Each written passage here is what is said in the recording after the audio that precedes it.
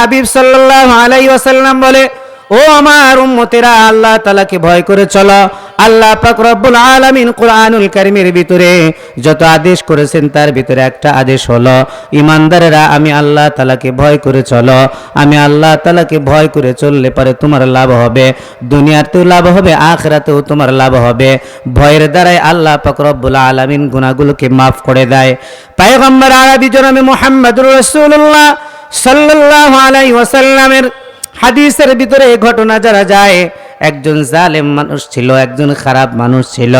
এই মানুষটার কাজ ছিল দুনিয়ার ভিতরে এমন কোনো পাপাচার নাই, এমন কোনো পাপাচার নাই যে জালেমটা করে নাই। জালেমটার নাম হলো কিফিল। এই কিফিলের কাজ ছিল গুনাহের কাজ করা, সুদের কারবার করা, দুনিয়ার ভিতরে সব রকমের পাপাচারের ভিতরে এই কিফিলটা লিপ্ত ছিল। একটা সময় অবস্থা এমন হলো, একজন মহিলা কিফিলের কাছে এসে বলল, কিফিল আমাকে কিছু টাকা দাও, আমাকে কিছু ধার দাও। কিফিল তাকে শর্ত দিল, রে মহিলা আমি তোমাকে টাকা দিতে পারি, শর্ত আছে। শর্ত হলো নির্দিষ্ট একটা সময়ে আমার সঙ্গে তোমার জিনা করতে হবে। মহিলা ডেকে বলে, কিফিল রে, আমার যদি সাধ্য থাকতো, সামর্থ্য থাকতো, তাহলে আমি কি তোমার কাছে ধার চাইতাম নাকি? সুদের টাকা দেওয়ার যদি শক্তি সামর্থ্য আমার থাকতো, তোমার কাছে আমি চাইতাম না। কিফিল বলে, না না, হবে না। এর ভিতরে কিফিল লক্ষ্য করে দেখলো যেই মহিলাটা টাকা নিতে এসেছে ওই মহিলার চেহারাটা বড় সুন্দর। মহিলার চেহারাটা সুন্দর হওয়ার কারণে কিফিল তাকে বলল, মহিলা আমি তোমাকে টাকা দিতে পারি, তবে শর্ত আছে। একটা শর্ত, তোমার শর্ত হলো যে নির্দিষ্ট একটা সময় আমার সঙ্গে তোমার জিনা করতে হবে। বলি নাউজুবিল্লাহ। মহিলাকে প্রস্তাব দিল, মহিলারে আমি তোমাকে টাকা দিব, তোমাকে টাকা দিব, তবে শর্ত হলো নির্দিষ্ট একটা সময়ে তোমার আমার সঙ্গে জিনা করতে হবে। মহিলাটা দারিদ্রতার কারণে রাজি হয়ে গেলেন, কারণ পয়গম্বর আরবি জনাবে মুহাম্মদুর রাসূলুল্লাহ সাল্লাল্লাহু আলাইহি ওয়াসাল্লাম বলে, কাদাল ফাকির আন ইয়াকুনা কুফরা, কাদাল ফাকির আন ইয়াকুনা কুফরা, দরিদ্রতা মানুষকে কুফর পর্যন্ত পৌঁছে দেয়। মহিলা রাজি হয়ে গেল, টাকা নিয়ে চলে গেল, নির্দিষ্ট সময়ের ভিতরে চলে আসলো।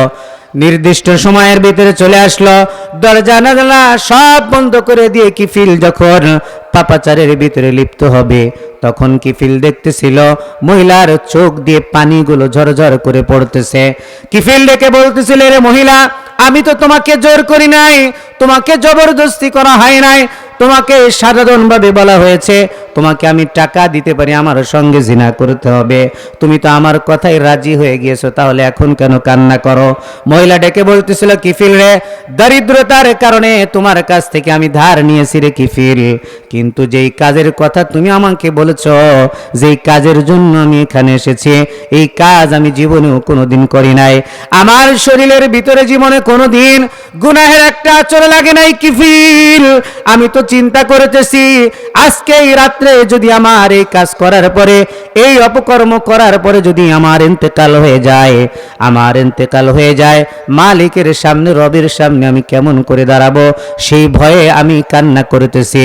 কিফিল যখন শুনেছে মালিকের ভয়ে মহিলা কান্না করে, কিফিল ডেকে বলতেছিল, বোন আমি যাও যাও, তোমার কাছে যেই টাকা দিয়েছিলাম, তোমাকে যেই টাকা ধার দিয়েছিলাম, এই টাকা তোমাকে আমি মাফ করে দিলাম, টাকা তোমাকে দিতে হবে না, এটা সদকা করে দিলাম, আর আজকের থেকে তওবা করে নিলাম, আমি আর কোনোদিন এই পাপাচারের ভিতরে লিপ্ত হব না। ঘটনাটা এমন হয়ে গেল, রাতের বেলায় কিফিলের ইন্তেকাল হয়ে গেল। সকাল বেলায় মানুষ বলা বলি করে, খুব ভালো হয়েছে জালেম মারা গিয়েছে। কারণ সমাজের ভিতরে যদি কোনো জালিম এমন থাকে, বিচার সালিশ দরবার নিয়ে উলটপালট করে, টাকা পয়সা ধার দেনা দিয়ে মানুষের সঙ্গে খারাপ আচরণ করে, এক কথায় ক্ষমতার দাপটে মানুষের সঙ্গে খারাপ আচরণ করে, এই ধরনের মানুষ যদি মারা যায় সমাজের ভিতরে, বলেন তো মানুষ খুশি হয় না বেজার হয়? মানুষ বেজার হয় না খুশি হয়? জালেম যদি মারা যায় মানুষ খুশি হয়ে যায়। ঠিক তেমনি কিফিলের ইন্তেকালের খবর শুনে সকলেই বলতেছিল খুব ভালো হয়েছে, কিন্তু আল্লাহ পাক রব্বুল আলামিনের কুদরত, আল্লাহ পাক রব্বুল আলামিন যে কিফিলকে মাফ করে দিয়েছে এটা তো কেউ জানতে পারবে না। আল্লাহ পাক রব্বুল আলামিন কুদরতি ভাবে কিফিলের দরজার ভিতরে লিখে দিয়েছে, কদ গফারাল্লাহু লিল কিফল। ও দুনিয়াবাসী, না না, কিফিলকে তোমরা লাঞ্ছনা বঞ্চনা দিও না, আমি আল্লাহ পাক রব্বুল আলামিন কিফিলকে মাফ মাফ করে দিয়েছি।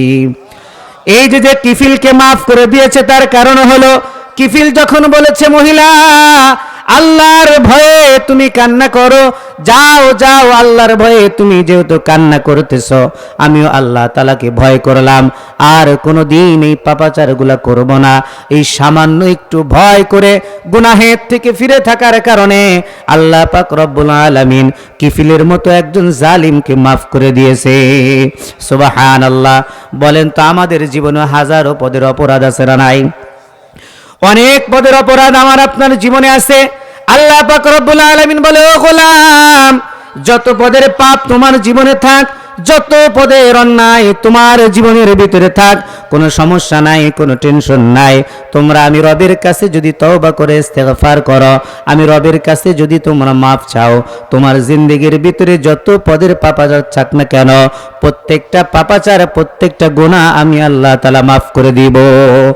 আল্লাহ তাআলা বলে, فَقُلْتُ اسْتَغْفِرُوا رَبَّكُمْ إِنَّهُ كَانَ غَفَّارًا।